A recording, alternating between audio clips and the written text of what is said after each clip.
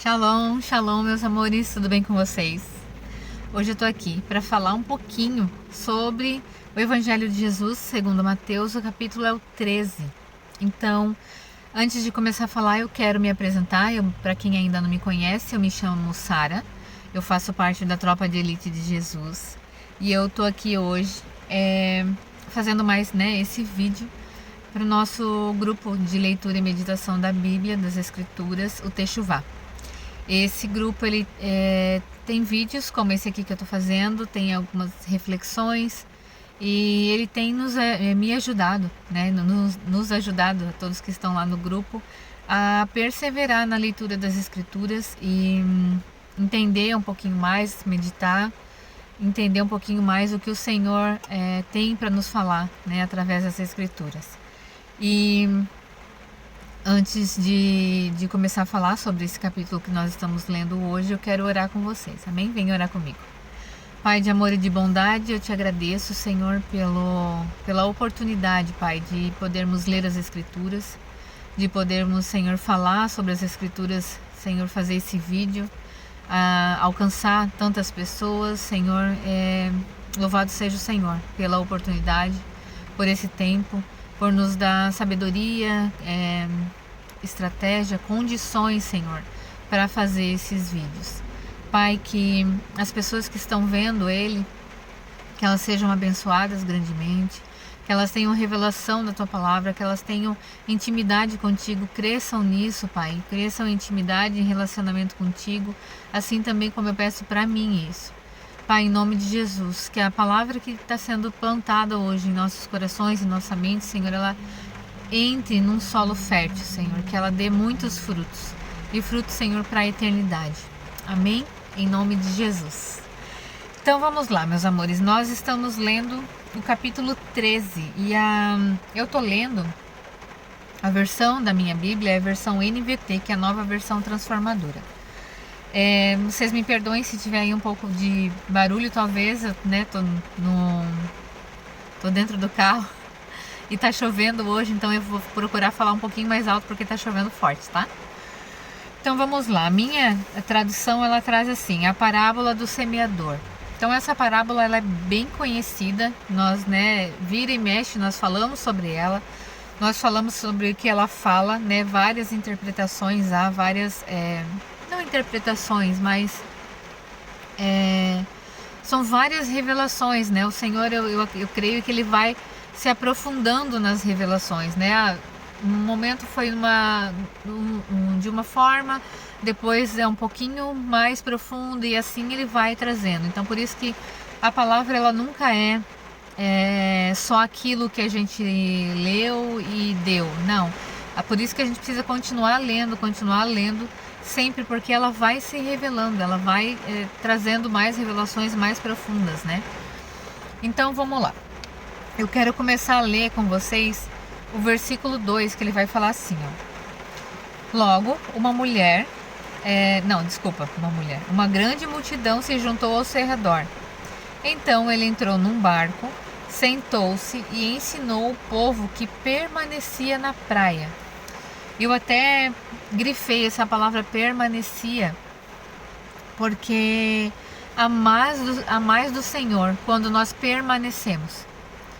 Quando, pode ver, esse povo ele permaneceu na praia, então ele começou a ensinar mais. Então a gente precisa permanecer no ensino, permanecer lendo as Escrituras, permanecer na presença do Senhor, para que então ele derrame mais. Eu achei isso muito profundo. Amém? Então depois ele vai começar ali a falar sobre a parábola do semeador, E algumas, eu vou resumir ela, não vou ler ela inteira, mas algumas sementes elas caíram na beira do caminho, depois outras caíram em solo rochoso, e esse solo rochoso, na verdade aqui todos, ele está falando para filho, ele está falando para cristão, ele está falando para crente, Então, nós ouvimos a palavra e algumas, ela que cai no nosso coração e o nosso coração não está preparado para receber aquela palavra. Então, nessa que caiu em solo rochoso, que em nome de Jesus a gente trate de aprofundar as nossas raízes, Mas eu vou falar um pouco mais sobre isso depois. Depois algumas caíram entre espinhos e depois a outra, né, por último, caiu um solo fértil, que dá aí uma colheita de 30, 60 e 100 por uma, né? Olha o tamanho da multiplicação, né? Então vamos lá, no 9 ele fala assim: quem é capaz de ouvir, ouça com atenção.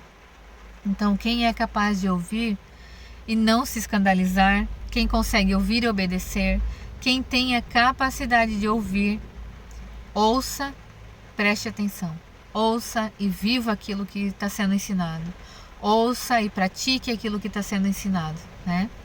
No 11, Jesus respondeu: a vocês é permitido entender os segredos do reino dos céus, mas a outros não.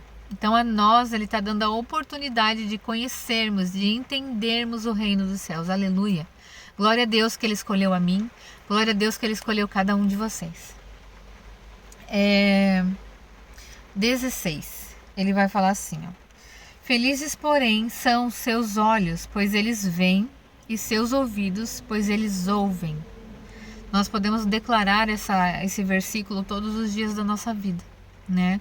Porque os nossos olhos eles veem, os nossos ouvidos ouvem. Então, que os nossos olhos continuem a ficar, né, a enxergar, a ver, e que os nossos ouvidos eles não sejam tapados pelas distrações ou pelas inconveniências, pelas frustrações, pelas dificuldades, e que eles continuem abertos para receber aquilo que é do Senhor. Amém? Glória a Deus por isso, né?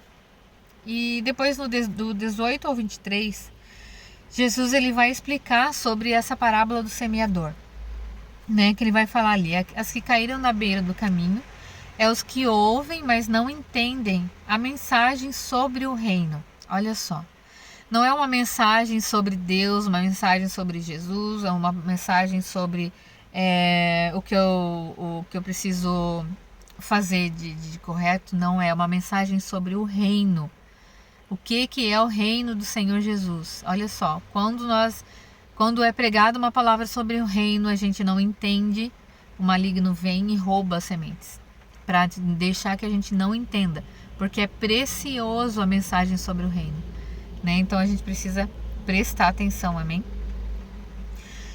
Depois no solo rochoso, eles ouvem a mensagem, eles recebem com alegria, porém as nossas raízes, né, as raízes de quem ouviu não são profundas. Então vem os problemas e as perseguições e as pessoas desanimam. Quantas pessoas nós vemos acontecendo isso? Quantas, né, se não falar até de nós mesmos. Quantas vezes nós desanimamos, quantas vezes a gente ou mesmo ali no que caíram à beira do caminho, quantas vezes a mensagem é pregada e a gente sequer entendeu ela, ou sequer meditou nela, e o maligno veio e roubou a mensagem, né? A gente precisa cuidar. Então, entre espinhos, ouvem a mensagem, mas se deixam levar pela ansiedade, pela preocupação, são seduzidos a resolver tudo com a força do seu braço e não produzem frutos. Meu Deus, né? E depois no solo fértil, quem ouve, entende, pratica e multiplica aquele conhecimento, né? Que multiplica 30, 60 e 100 por um, né? Como nós já falamos, o tamanho dessa multiplicação, né? Depois a parábola do trigo e do joio, ele vai falar ali sobre o trigo e o joio que o inimigo foi e plantou junto, né? Depois mais para frente ele dá a explicação também dessa parábola, né? Mas o que eu quero falar para vocês é o seguinte sobre ela: o agricultor ele permite que os dois cresçam juntos, mas porém, né? Todavia terá um momento em que eles serão descobertos e então separados.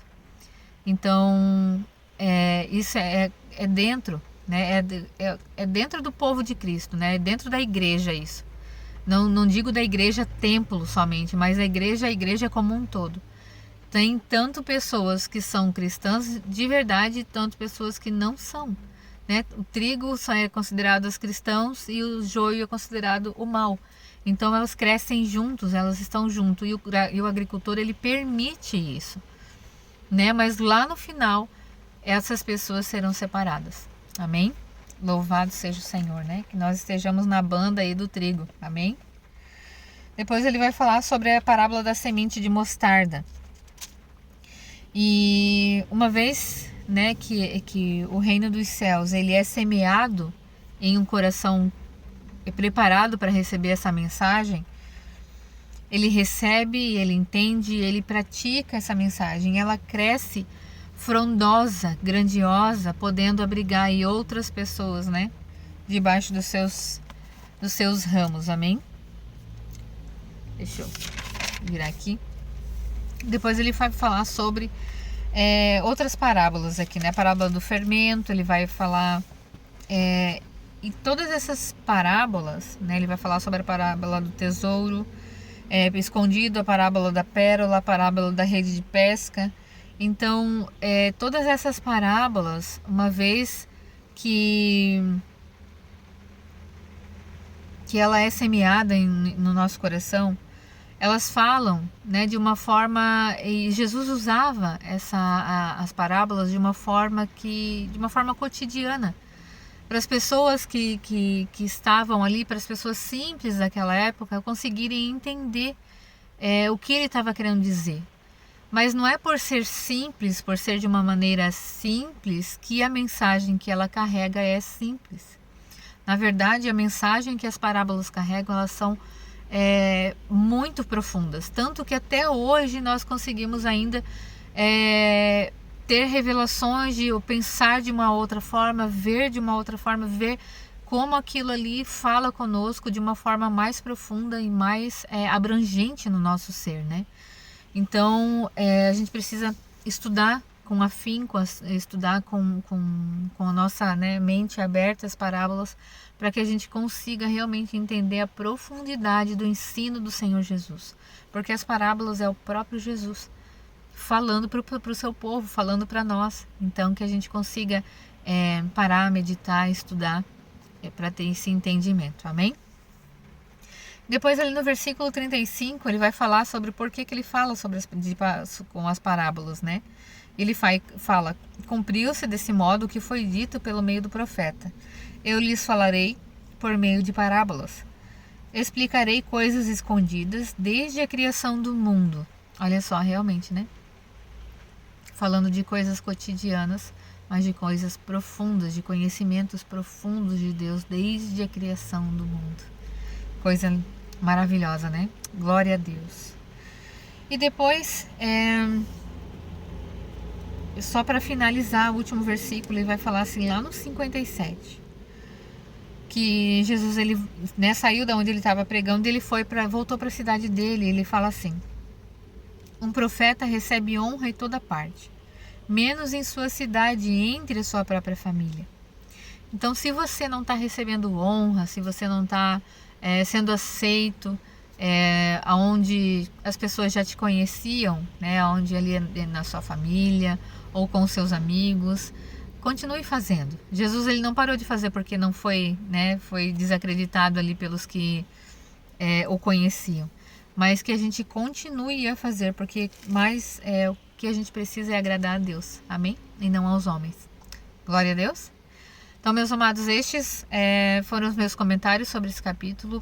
Espetacular esse capítulo, né? Com todas as parábolas, muito ensino, poderoso ensino sobre o reino.